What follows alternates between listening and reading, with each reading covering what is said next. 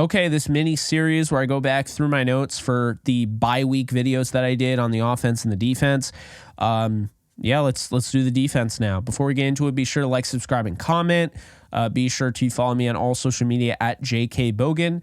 And of course, check out my podcast. Link is in the description. Really does help me out. You can actually subscribe on all podcast platforms. It's on Apple, it's on Spotify, it's on all that. So do me a favor and check that out. Would mean a lot. Okay, let's talk about it.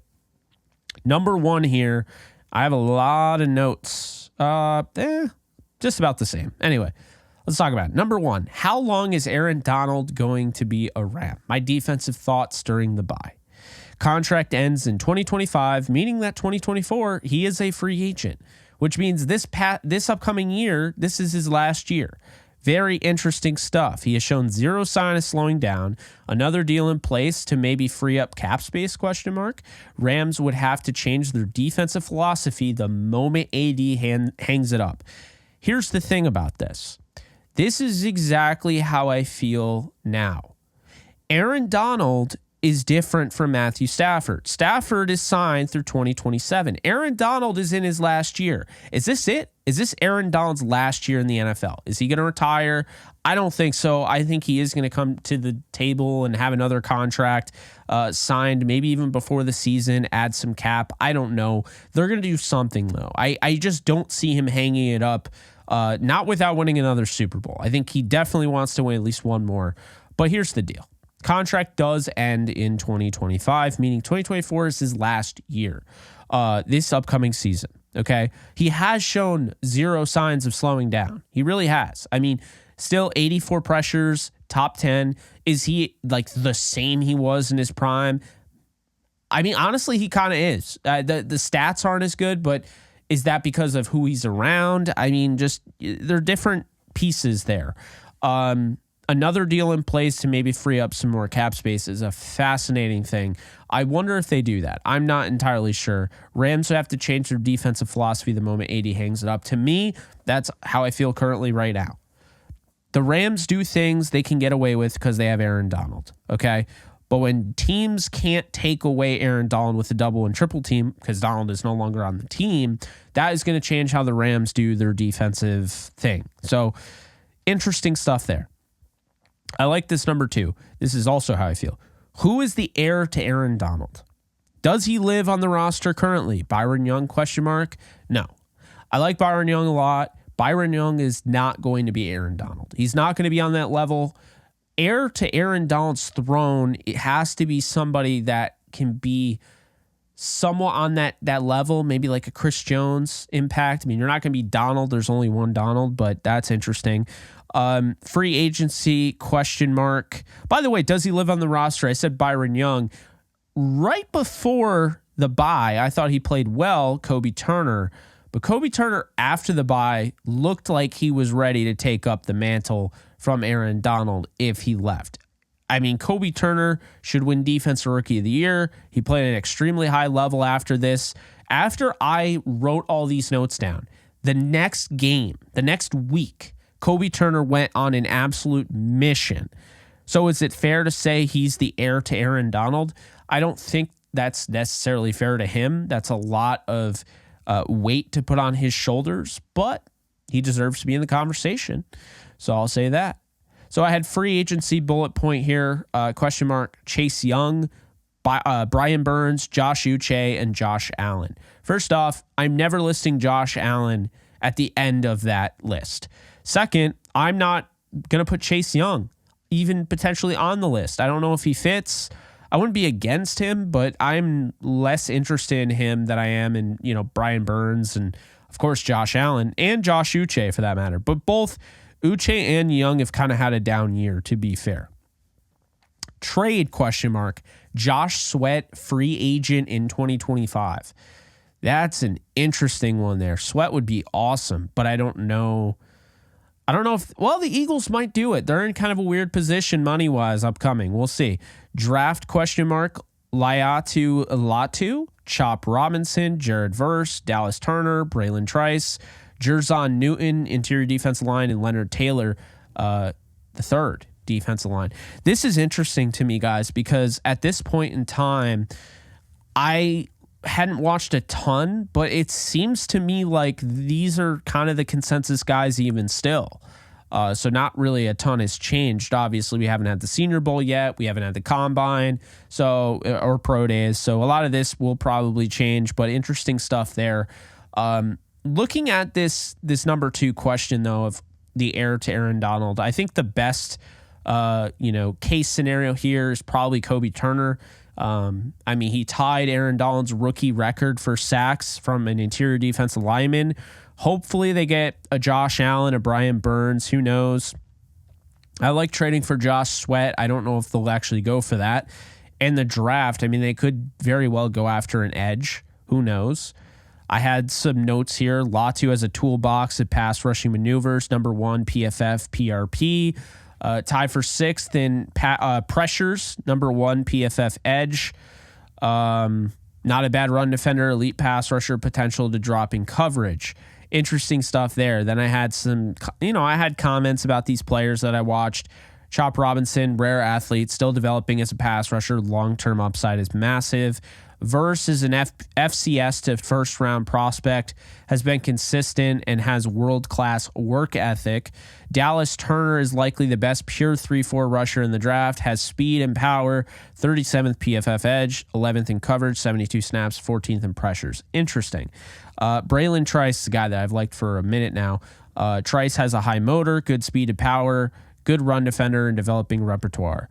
Then I brought up Newton and I brought up Taylor.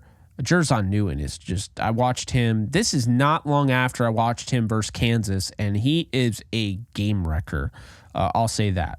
So, number 3 question I had, edge is the biggest need on the defense, ? I had the draft, Latu, Chop Robinson, Jared Verse, Dallas Turner, Braylon Trice. Free agency, I had Chase Young, Brian Burns, Josh Uche, Josh Allen, Dorrance Armstrong Jr., Marcus Davenport, Daniil Hunter, and Carl Lawson. Trade Josh Sweat. So I feel like this is kind of just repeating my notes. I don't know why I would have done this, but I added some other players there, and Marcus Davenport, Daniil Hunter, and Dorrance Armstrong Jr., and Carl Lawson. Davenport really intrigues me because he's so under the radar, and he didn't have a good year this year in a prove-it deal. The Rams could get him cheap, and I would not mind giving him a shot, at least putting him in the rotation and getting another pass rusher. Is he the best guy to go alongside Byron Young? No, because I don't know if he's better than Michael Hoyt at this point. But it'd be nice to have him in a rotation, especially if they lost Michael Hoyt for whatever reason. Moving on to the 4th question here. Any chance the Rams use excess cap to address positions they don't typically spend a ton on? Inside linebacker and safety. This is fascinating, folks, because I had pointed this out just recently in a video addressing the inside linebacker spot, how they normally don't spend money. However, they're talking about potentially extending a guy like Ernest Jones. They're talking about, and they just spent, last year, a 5-year contract on Bobby Wagner, which is kind of out of their realm. So what did I have here? Inside linebacker, Patrick Queen, Devin White, Willie Gay Jr., Devin Bush, and Josie Jewell. You know how I can tell that this is just a quick jotted down, and I'm not trying to tell on myself, but these are quick jotted down notes, and I'm sure when I was talking about these players, I wasn't going deep into their reports or anything. The reason I can tell this is because if I went deep into this film and I watched Devin White like I did on my last video, and I watched Devin Bush and Josie Jewell, I would never have put them on this list. And Blake Cashman would have been there. Blake Cashman also didn't really emerge until after the bye week, to be fair. But there's no Frankie Louvu either. Like this list are just the top guys. This is what I mean. Like you have to, there are different ways to approach a video. If you're trying to list guys, that's one thing. You get a list, you do that. They're big names, that sells itself. But if you're trying to have more of an informational video all the way down to the nooks and crannies of the topic, then you do the research on these guys. You don't always have to research every little bit of thing you're doing and do a deep dive, right? You always research, but you don't always have to do a deep dive. That's the difference between my notes here and what my video was on the Inside Backers, whenever you saw it. So interesting stuff there, something I wanted to point out. Safety. I have not done a safety video yet. I will. I'll do it on all the positions I think the Rams need to consider. Geno Stone is a guy that will be on that list. Jordan Whitehead, Cameron Curl, Grant Delpit he was signed a week after this video came out. So interesting stuff there. Xavier McKinney is somebody I really like. Antoine Winfield Jr. would be my number one target for sure. Julian Blackmon's a good one. Jeremy Chin, Chauncey Gardner-Johnson, not really interested.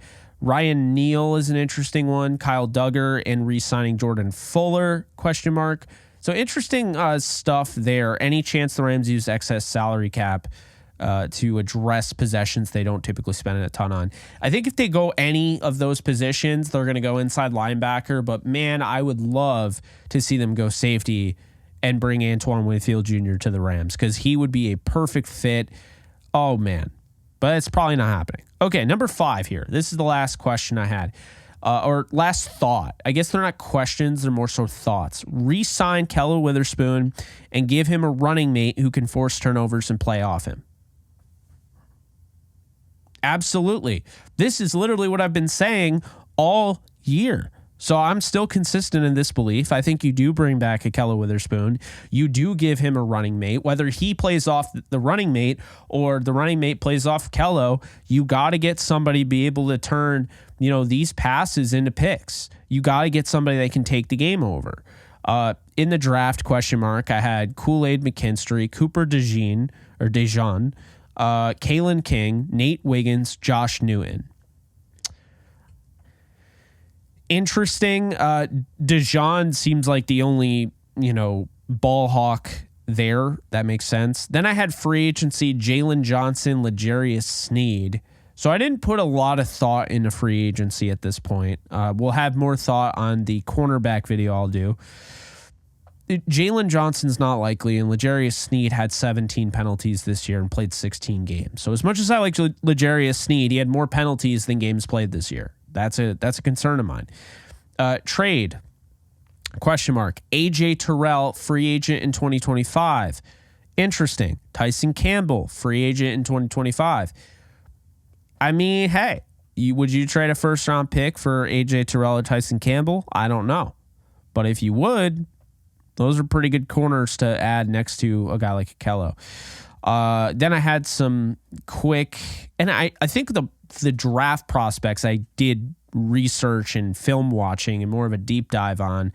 But for my notes for the players, I probably just looked at free agency and brought up the biggest names to just kind of prove a point. McKinstry gives you the top shutdown number 1 corner in the draft. That's a gaudy title there. I didn't watch every corner yet, so I don't know what I was talking about. I mean, I guess he's kind of the consensus, but anyway. Forces incompletions, number 3 per PFF, grades only 2 interceptions in his career. Interesting. DeJean has a well-rounded game, versatility to play anywhere in the secondary, top ball skills, 7 interceptions, lower rated by PFF grades. Yeah, I don't care about that. King is scheme versatile, elite athlete, great recovery speed, 3 interceptions, and Wiggins can lock down any corner, any wide receiver you put him on, struggles in run support, ball skills, 2 interceptions. Newton transferred from Louisiana Monroe, 7 interceptions, hasn't given up a touchdown this year, physical and instinctive. Man, Newton's interesting. I still feel like that. All right. So, yeah. This is pretty accurate to my thoughts. I mean, I think this is more accurate to a degree than the offense, how I feel. I mean, any chance the Rams use excess cap to go after, positions they don't normally go after, inside linebacker and safety, that's right up my alley right now. Re-signing a Kello Witherspoon is exactly how I feel right now. Edge is the biggest need on the defense, 180%. I still wonder to this day, how long is Aaron Donald going to be a Ram and who is the heir to Aaron Donald? So yeah, bye week thoughts. It's funny. Some things change and some things are going to stay the same. I feel pretty good about this, and I'm excited to dive into the tape for a lot of these prospects. I'm excited to do the cornerback video for the free agents. I'm excited to do the safety one. Yeah, so that's all I got for you guys. Appreciate you guys checking it out. Again, if you like these type of videos, maybe I'll do more of them, but thought this was a cool idea. I don't know. Maybe I'm wrong. You guys let me know. Like, subscribe, comment. You can follow me at JK Bogan, all social media. Check out my unfiltered podcast. Link is in the description. Appreciate it. And I'll see you guys in the next one. Take care, folks. Later. Start playing Pick'em or Weekly Fantasy for any sport today, Jake. Users will receive a 100% deposit match up to $100 if they use promo code OTE at sign up. Start playing Pick'em and Weekly Fantasy Football today with Underdog Fantasy. Do you love talking about the Rams, the NFL, or just want to be a part of a community? Join my free Discord server today. We're over 800 members. We got 24/7 live chat, a level 3 boosted server, the ability to call into JE Live, playing online games with us on Kick streams, toggleable alerts for when I go live on YouTube or Kick so you don't miss a live stream, and exclusive giveaways. Click the link in the description, the comments section, or the link that comes up in the video to learn more and join today.